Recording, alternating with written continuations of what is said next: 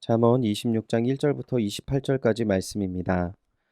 미련한 자에게는 영예가 적당하지 아니하니 마치 여름에 눈 오는 것과 추수 때 비 오는 것 같으니라. 까닭 없는 저주는 참새가 떠도는 것과 제비가 날아가는 것 같이 이루어지지 아니하느니라. 말에게는 채찍이요 나귀에게는 재갈이요 미련한 자의 등에는 막대기니라. 미련한 자의 어리석은 것을 따라 대답하지 말라. 두렵건대 너도 그와 같을까 하노라. 미련한 자에게는 그의 어리석음을 따라 대답하라. 두렵건대 그가 스스로 지혜롭게 여길까 하노라. 미련한 자의 편에 기별하는 것은 자기의 발을 베어 버림과 해를 받음과 같으니라. 저는 자의 다리는 힘없이 달렸나니 미련한 자의 입의 자녀도 그러하니라. 미련한 자에게 영예를 주는 것은 돌을 물매에 매는 것과 같으니라. 미련한 자의 입의 잠언은 술 취한 자가 손에 든 가시나무 같으니라. 장인이 온갖 것을 만들지라도 미련한 자를 고용하는 것은 지나가는 행인을 고용함과 같으니라. 개가 그 토한 것을 도로 먹는 것 같이 미련한 자는 그 미련한 것을 거듭 행하느니라. 내가 스스로 지혜롭게 여기는 자를 보느냐? 그보다 미련한 자에게 오히려 희망이 있느니라. 게으른 자는 길에 사자가 있다. 거기에 사자가 있다 하느니라. 문짝이 돌저귀를 따라 도는 것 같이 게으른 자는 침상에서 도느니라. 게으른 자는 그 손을 그릇에 넣고도 입으로 올리기를 괴로워하느니라. 게으른 자는 사리에 맞게 대답하는 사람 일곱보다 자기를 지혜롭게 여기느니라. 길로 지나다가 자기와 상관없는 다툼을 간섭하는 자는 개의 귀를 잡는 자와 같으니라. 횃불을 던지며 화살을 쏘아서 사람을 죽이는 미친 사람이 있나니 자기의 이웃을 속이고 말하기를 내가 희롱하였노라 하는 자도 그러하니라. 나무가 다하면 불이 꺼지고 말쟁이가 없어지면 다툼이 쉬느니라. 숯불 위에 숯을 더하는 것과 타는 불에 나무를 더하는 것과 같이 다툼을 좋아하는 자는 시비를 일으키느니라. 남의 말 하기를 좋아하는 자의 말은 별식과 같아서 뱃속 깊은 데로 내려가느니라. 온유한 입술로 악한 마음은 낮은 은을 입힌 톡이니라.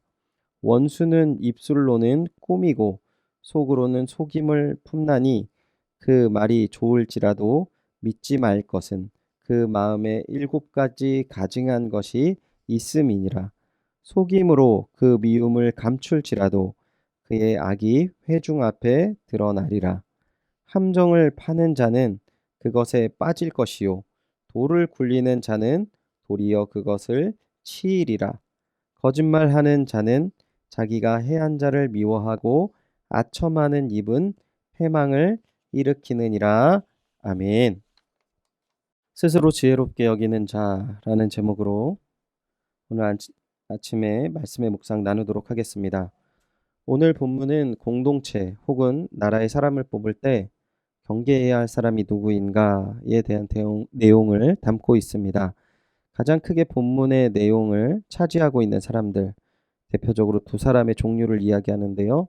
먼저 1절부터 12절까지 미련한 사람에 대해서 성경 기자는 이야기합니다. 두 번째는 13절부터 16절까지 게으른 자에 대해서 이야기를 하고 있습니다. 먼저 본문 1절을 보시면 미련한 자에게는 영예가 적당하지 아니하고 마치 여름에 눈 오는 것과 추수 때 비 오는 것 같으니라 라고 성경은 이야기합니다. 본문에 말하는 영예는 나라의 지도자가 되는 것 혹은 공동체 리더를 뜻하는 표현입니다.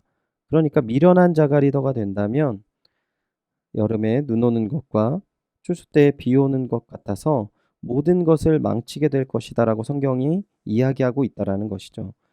그렇다면 이 미련한 자는 어떠한 사람을 이야기를 하는 것일까요? 본문 2절에 까닭 없는 저주는 참새가 떠도는 것과 제비가 날아가는 것 같이 이루어지지 아니하느니라. 갑자기 이유 없는 저주하는 자에 대해서 이야기를 하고 있는데요. 까닭 없이, 즉 아무 이유 없이 저주하는 자의 저주가 허망하다라고 하는 것입니다. 사사기 17장을 보시면 미가라는 사람이 나오는데 17장 2절에 아주 어이없는 이야기를 성경은 이야기하는데요. 제가 1절과 2절을 읽어드리도록 하겠습니다. 에브라임 산지에 미가라 이름하는 사람이 있더니 그의 어머니에게 이르되 어머니께서 은 1,100을 잃어버렸으므로 저주하시고 내 귀에도 말씀하셨더니 보소서 그 은이 내게 있나이다. 내가 그것을 가졌나이다 하니 그의 어머니가 이르되 내 아들이 여호와께 복받기를 원하노라 하니라. 내용은 이렇습니다. 미가의 어머니가 부자인 것 같습니다. 그런데 어느 날 자신의 재산 중에 은 1,000개를 누가 훔쳐간 것입니다. 이것을 확인한 어머니가 그 훔쳐간 자, 누군지 아직 모르는 그 훔쳐간 자에게 어마어마한 저주를 퍼붓는 것이죠. 이전에도 없고 이후에도 없을 만큼의 욕을 지금 퍼붓고 있는 것입니다. 근데 그 모습을 본 이 아들 미가가 그 저주와 욕이 얼마나 무서웠는지 본문 2절에 이야기를 하는 것이에요.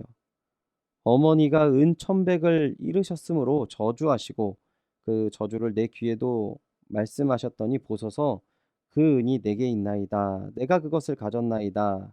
그러니까 그의 어머니가 그 아들에게 저주했던 그 말은 갑자기 감추어지고 여호와께 복받기를 원하노라라고 이야기한다라는 것입니다. 이해가 가시죠? 까닭 없이 저주한다라는 것은 아무 이유가 없이 저주를 하는 것이 아니라 작게는 나에게 피해를 입히는 사람을 모두 다 저주하는 것을 이야기하는 거예요. 그리고 본문의 상황을 비추어 보면 사사기의 마지막 큰 관점이 사사기 21장 25절에 이야기를 하는데요. 그때 이스라엘의 왕이 없으므로 사람이 각기 자기의 소견에 옳은 대로 행하였더라라고 마무리를 짓습니다. 그러니까 지금 저주한다라는 것은 궁극적으로 하나님을 인정하지 않는 행동을 이야기하는 것이에요. 이스라엘의 왕은 오직 하나님이신데 그들이 왕이 없기에 자기 소견대로 욕도 하고 축복도 하고 마음대로 한다라는 표현입니다. 즉 그들은 하나님을 자신의 왕으로 생각하지 않는다라는 것이죠. 저주와 복은 오직 하나님께서 하시는 줄 믿습니다. 미련한 자는 하나님을 인정하지 않습니다. 그래서 다시 본문 12절을 보시면 스스로 지혜롭게 여기는 자를 보고 있느냐 그보다 미련한 자에게 오히려 희망이 있느니라 라고 이야기하는 것입니다. 미련한 자의 대표적인 행위는 남의 말을 듣지 않고 또한 옳은 것을 모르고 오직 자신의 감정과 자신의 생각과 자신의 판단이 옳다고만 여기는 자를 이야기한다라는 것입니다. 13절부터 게으른 자가 나옵니다. 궁극적으로 게으른 이유가 무엇입니까? 16절에 이야기를 하는데요. 게으른 자는 사리에 맞게 대답하는 일곱보다 자기를 지혜롭게 여기느니라. 무슨 말을 하는 것입니까? 자신이 게으른 이유가 세상에서 완벽한 지혜를 소유하는 7사람들의 말보다 더 맞다라는 것이죠.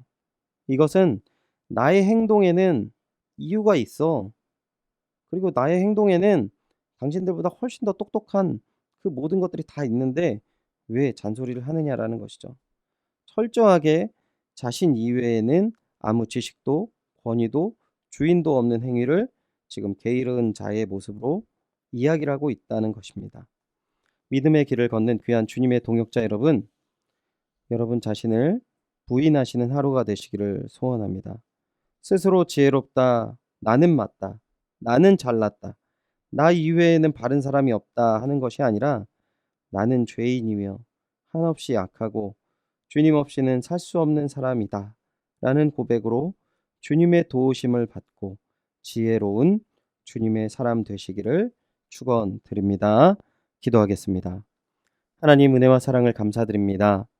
이 시간 주의 말씀을 묵상하며 말씀을 나눌 때에 스스로 지혜롭게 여기는 자의 모습이 나의 모습이 아니었나 돌아볼 수밖에 없는 너무나도 수많은 부끄러운 모습을 소유하고 있음을 고백드립니다. 주님 용서하여 주시옵소서.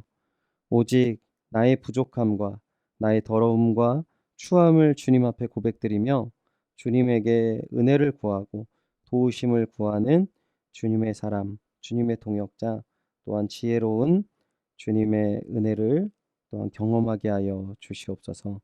주께서 또한 오늘 부족한 자에게 허락하실 풍성한 은혜와 사랑을 베푸실 줄 믿사오며 이 모든 말씀 주 예수 그리스도의 이름으로 기도드리옵나이다. 아멘. 말씀을 기억하시면서 기도하시기 바랍니다. 오직 주님께 부유하고 지혜로움을 자랑하는 자가 아닌 주님 앞에 가난한 자의 마음을 갖게 하여 주시옵소서. 기도하시기 바랍니다. 담임 목사님 청빙을 위해서 기도하시기 바랍니다. 연희교회가 한 몸을 이루는 지체로서 머리 대신 예수님의 말씀과 뜻을 잘 전달할 수 있는 준비된 목회자를 모실 수 있도록 성도들의 영혼을 사랑하고 푸른 초장으로 인도하며 영혼의 생수를 마시며 성장시키시는 목회자를 모실 수 있도록, 그리고 또한 모든 청빙의 과정을 사람의 생각과 방법이 아닌 오직 주님의 뜻과 방법으로 준비된 진실된 목회자를 모실 수 있도록 기도해 주시기 바랍니다. 코로나19의 조속적인 종식과 교회와 모든 성도들의 안전을 위해서 기도해 주시기 바랍니다. 오늘은 박모세 유덕기 선교사님의 사역과 가정 그리고 건강을 위해서 기도해 주시기 바랍니다. 특별히 안명선 집사님 심장 수술 이후에 몸이 잘 회복되어질 수 있도록 기도해 주시기 바랍니다. 유년부 성경학교 기도 제목입니다. 온라인과 가정에서 진행되는 성경학교인 만큼 하나님께서 부모님들과 아이들의 마음을 붙잡아 주셔서 적극적인 참여와 기도가 뒷받침되는 성경학교가 될 수 있도록 도와주시고, 아이들이 영상으로 말씀을 보더라도 그 가운데 하나님을 경험하고 하나님을 만날 수 있도록 도와주시옵소서. 두 번째로, 성경학교를 준비하는 선생님들과 교육자가 지치지 않고 아이들을 사랑하는 마음으로 준비하도록 감당할 힘을 더해주시고, 코로나로 인해 해이해진 마음이 다시 하나님을 향할 수 있도록 도와주시옵소서. 오늘은 한미기 선생님과 임혜경 선생님 반을 위해서 기도합니다. 이시연, 김희안, 정나영, 김다미, 이미찬, 이영준, 김나은, 윤세아, 박민찬, 이찬희. 하나님의 자녀들이 언제 어디서나 하나님을 붙들고 기도할 수 있는 자녀들로 살아가도록 기도 부탁드립니다. 다 함께 기도하시겠습니다.